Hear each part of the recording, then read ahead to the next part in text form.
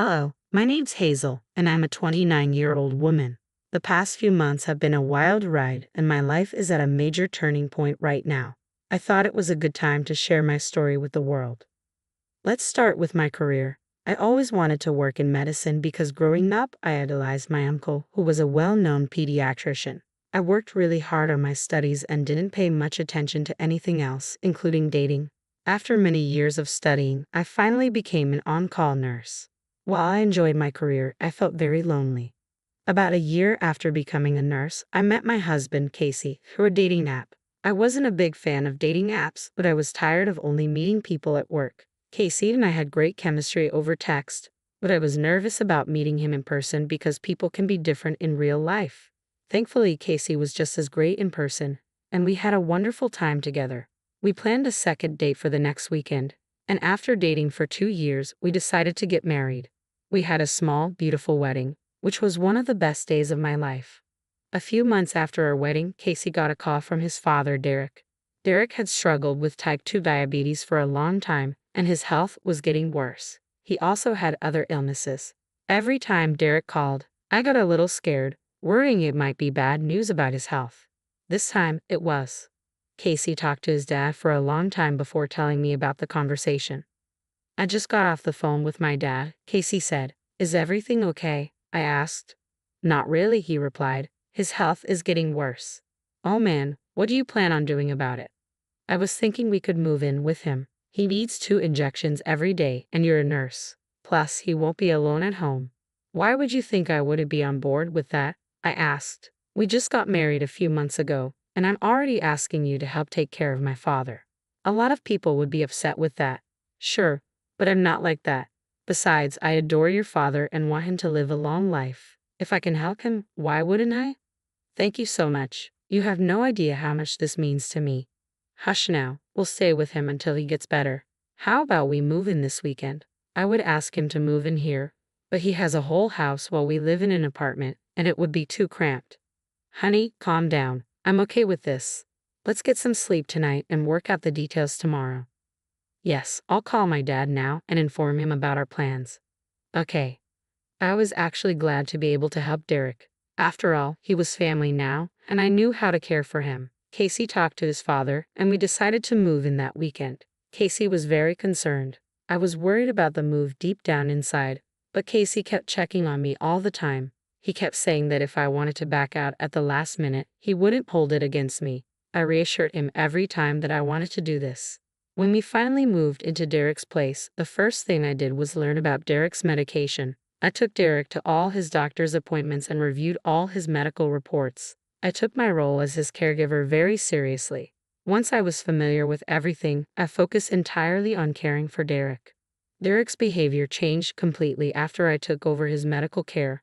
He used to be very cheerful and carefree, but then he became quiet and reserved. I tried to get him to talk several times, but Derek never responded with more than a phrase. I asked Casey if he knew why Derek was acting that way, but Casey didn't seem to have any idea either. Besides, I didn't expect Casey to know, considering he was always busy and out of the house. When I asked him where he was going, he always gave various answers like work or drinks with friends. I was upset that Casey was showing so little care toward Derek, but I figured that being away from home was his way of dealing with his sorrow about his dad's health. Eventually, I gave up on asking Derek if everything was okay and instead focused on getting him better physically. Finally, about a month after Casey and I moved in, Derek spoke to me. I'm so sorry that you have to do this, Derek said. Why are you apologizing? I asked. I feel bad. This is not how you're supposed to spend the first few months of your marriage. You and your son are the same. He brought up this concern too, but just like I told him, I'll tell you this, I want to do this for you. Sure, but there are a million other things you could be doing. And none of those would be as important as you are. I want to see you get better. I don't think I ever will, Derek said. Why is that? You're much more stable now than you were before. This is how it always is. I get stabilized for a bit and then I crash again.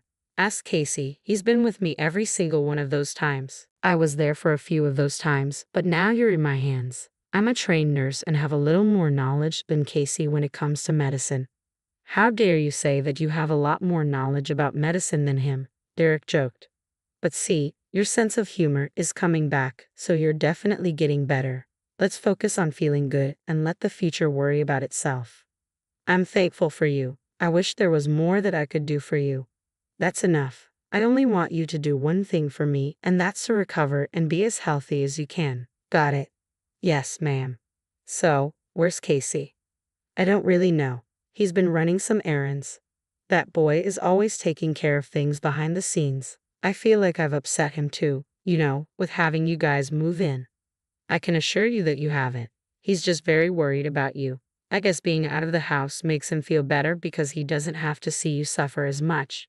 Just let him know that I miss talking to him, and if he could, we could watch the game together this evening in the den. Just a boys' night if you don't mind. That's a great idea. I'll let him know. I'm sure he'll be thrilled to spend some quality time with his dad. Besides, I could use some downtime for myself too. Alright then, if you don't mind, I'm going to take a nap now. I feel pretty tired. Of course, I'll check on you every half hour, and if I'm not here, just press this buzzer, and I'll be right by your side. Sleep well. I'm not going to lie, I had an inkling that Derek had been feeling that way. I was glad he finally felt comfortable enough to confide in me. I tried my best to reassure him that he was no bother to me. After Derek went to sleep, all I had to do was wait for Casey. He had gone out again that day and hadn't told me where. I texted and called him a few times but couldn't get through. I was beginning to worry, but about an hour later, Casey texted me to say he was okay and would be home late. I got dinner ready for Derek and me, and for the first time since I moved in, we sat together and ate. We finally had conversations like we used to. I gave Derek his night medications and sent him to bed. I lay in bed for another 2 hours, waiting for Casey to get back. I was really tired from the day. I ended up falling asleep, but I woke up about an hour and a half later because I heard sounds coming from the living room. When I went downstairs, I saw Casey sitting there, taking off his shoes and tie. I approached him and asked where he had been all day. Hey, where were you? Just here and there. Okay, well, I was talking to your dad earlier, and I have to say both of you think the same way. What do you mean? Both of you worried about how I would react to moving in here right after marriage. It was actually kind of cute. Oh, I really do hope you don't secretly mind it. No, I don't, but he also asked me to ask you about something. Oh, what is it? He asked if you'd be free this weekend to watch the game with him in the den for a boys' night. Oh man, I wish I could, but I'm going to be busy this weekend. You are? What are you doing? I just have some things I need to do. Ever since we moved in, you've been busy with something you won't tell me about. Look, don't take it personally. I just need to sort through some things, okay? No, I will not take that as an answer. Do you know how upset your dad is? What's he got to be upset about? You haven't been spending any time with him. He thinks you're upset about the move and that you're avoiding him because of it. That's nonsense. Then what are you running around for? I'm just taking care of all the legal things like my inheritance in case things go south with Dad. Are you being serious right now? What? I don't want things hanging open and us struggling later on. Your father is alive and healthy right now, and all you can think about is your inheritance. This is exactly why I didn't want to tell you. Why? Because I was going to say that you seem insane. Look, Dad's health has always been fragile, and he's always denied wanting to get his affairs in order. I never had that opportunity to get it done because I was busy taking care of him. I'm not saying that what you're doing is wrong. I'm just upset that you're only focusing on that instead of spending quality time with him while he's still here. If this is about the football game, then fine, I'll sit with him. Just don't make a big deal about this. Why are you being this way? He's your father. Why are you treating this like it's some kind of chore? I said I would do it. Just get off my back already. I couldn't understand why Casey was behaving that way. Why was he getting so agitated? I was only relaying the message that his father wanted me to relay. Besides, why would he act like spending a day with his ill father was such a huge task? Casey didn't give me a chance to ask him any more questions because he got up and stormed off into the guest bedroom. I went to bed feeling upset that night because I couldn't understand Casey's point of view at all. The next day, Casey approached me before he left for work and apologized for his behavior the previous night. He told me he had been tired from work and took out his frustration on me. Somehow, I couldn't fully believe that excuse. But at least Casey assured me that he didn't find spending time with his father to be a burdensome task. He told me to let Derek know that he would spend the weekend with him.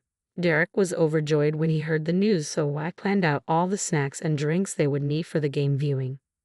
When the weekend came, I left the house after making sure Casey and Derek were settled in the den. I made sure Casey knew what to do if Derek's blood sugar level got too high or too low. Then I headed to the library for some much-needed reading time. When I came back, both Casey and Derek had big smiles on their faces. They wouldn't stop talking about the game, and I was happy to see them back to their usual selves. That was the last time I saw Derek truly happy. A month after that, Derek's health began to deteriorate. His blood sugar levels were always through the roof, and he was getting weaker and weaker. One day, on a whim, I decided to take Derek to the hospital for a checkup. I gave the nurse a bottle of his medicine and asked her to check if it was correct, wanting to rule out any possible causes for Derek's declining health.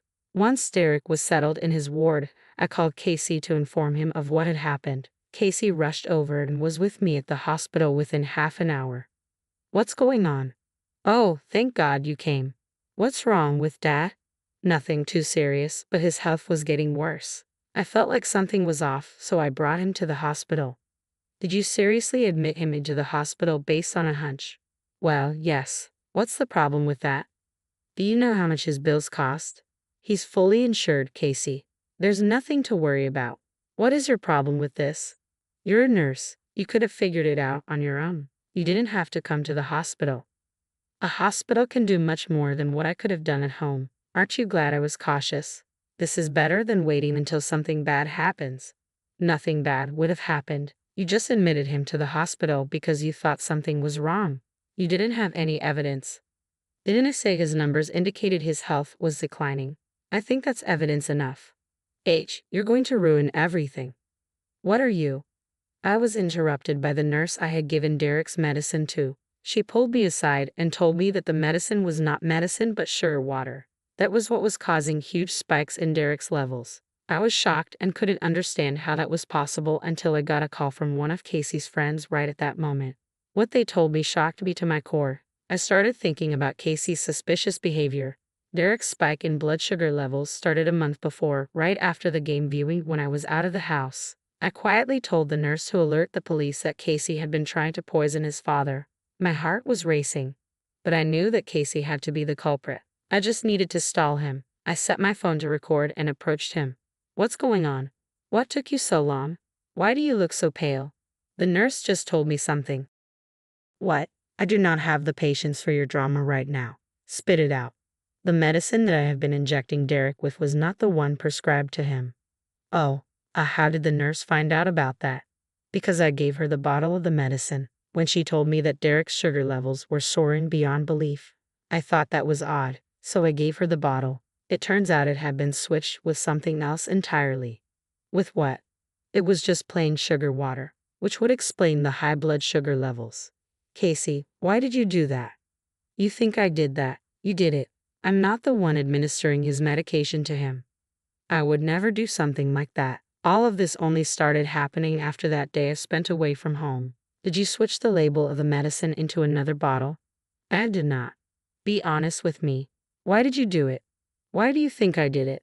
"Because everything adds up. You telling me that I was ruining your plans, you constantly being out of the house, never spending time with him. I had a plan for us to go somewhere today, and I was that way with Dad even before the day we watched the game together. Then tell me why one of your friends called me because they were concerned when you told them that you had found a way to get your dad's inheritance earlier.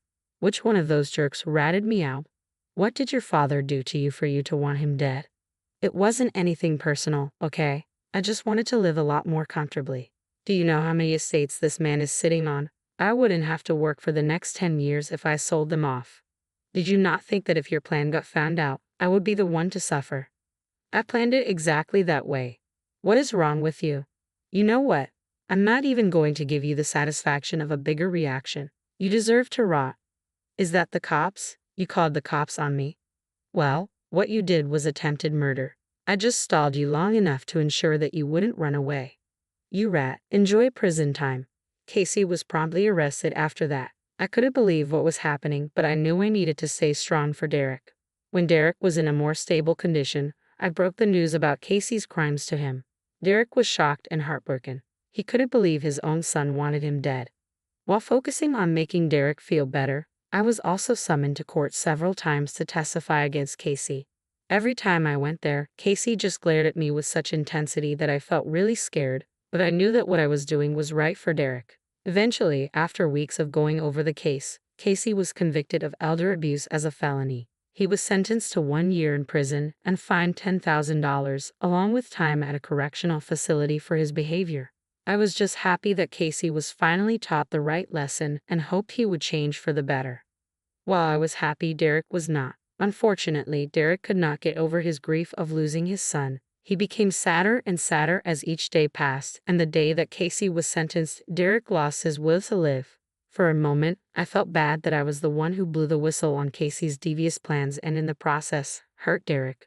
But Derek must have sensed that I was feeling that way because one day, while I was giving him his medicines, Derek told me not to feel terrible about exposing Casey. He said he was sad because he felt betrayed and like he had been a horrible father to Casey. I tried my best to comfort him, but Derek didn't want to listen. Instead, he asked me to get him his lawyers because he had some paperwork to change. I did everything he asked, and about 3 weeks after Casey's sentencing, Derek passed away from a cardiac arrest. I was devastated because in my heart, I felt like Casey still got what he wanted. He was the reason his father gave up on his will to live. That was until Derek's lawyers contacted me to tell me that Derek had given me the majority of his estates and properties. The rest he donated to an old age home for abandoned elders. My heart melted at the thought of Derek's thoughtfulness, but I also knew I had to uproot myself and move to a different place. I had a year to change things up and make sure Casey would find no way to get a hold of me. So now, in about a month's time, I'll be moving a long way away. I'm writing this as a way to get everything that happened off my chest and as a reminder that good will always prevail, no matter what. Thank you for listening.